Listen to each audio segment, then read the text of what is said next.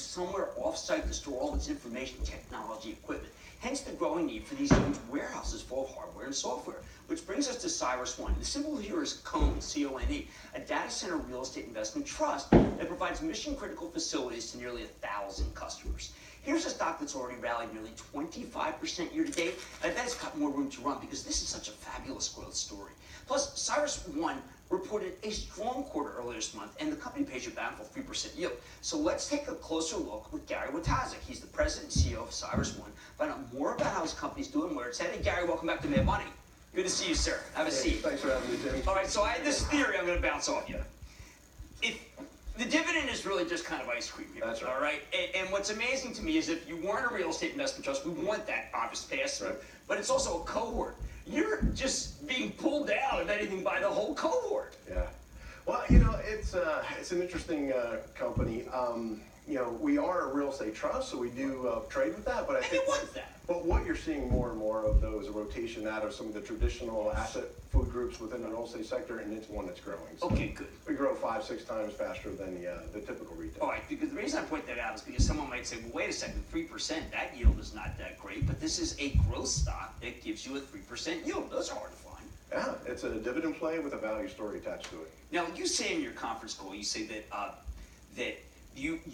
when people understand your story, they realize that there's no need for them to stay in this data center business any longer. Have you been able to convince some of the big builders of data centers, some of these companies, that perhaps you should just take their sites over? Oh, yeah, without a doubt. I mean, our success has been in the enterprise space. So traditional brick and mortar Fortune 1000, we've convinced all of them to give it up and outsource that to us. In the last 2 years, what we've been really successful at is convincing the largest cloud companies in the world to also outsource it. And that's been all the growth we've had in the last 5 quarters has been driven by the growth in cloud. Now, I noticed the churn's down substantially since I've seen you last, so that just means people recognize this is the best way to go. Yeah, we call it the Hotel California effect. Once they're in, they stay forever. Now, are there still some independents? For instance, if I go to Alphabet, to Google site, they're so proud of their data centers. Right. They give you a virtual tour of their data center. I mean, it seems like they may be wedded to the business. Yes.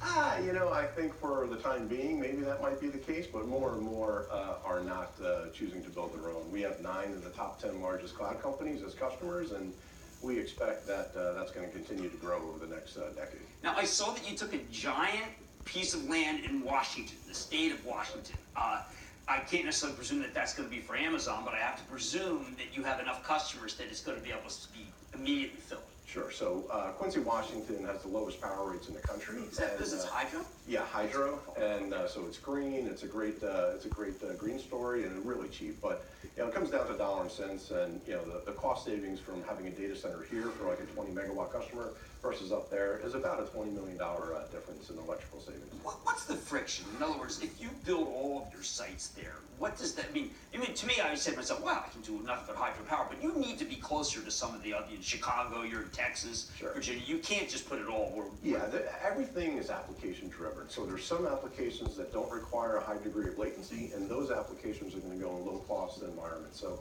if you think about any of the storage applications that you may have, storing photos, videos, you don't access that too often. And those types of applications could be housed in low cost environments, as opposed to ones where a fast trading environment where you have to be right next to the data center and the matching engines, or in Jersey right here. Right, because I mean, we have data centers for Wall Street where they can't afford to be even a millisecond later.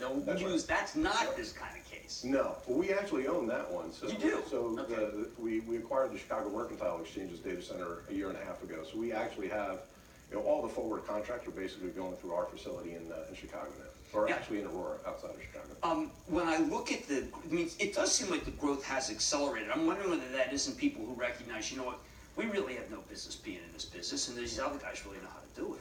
Yeah, that's absolutely the case. I mean, typically what we've seen is we could deliver a data center for 25% of the price of what a traditional 25% of the price. 25%, and it's 50% cheaper from an operating. So if you're a public company, you can immediately raise your margins. Absolutely. Well, this is a pretty easy story to me. That's Gary Watazik. He's the president and CEO of CyrusOne, symbol CONE.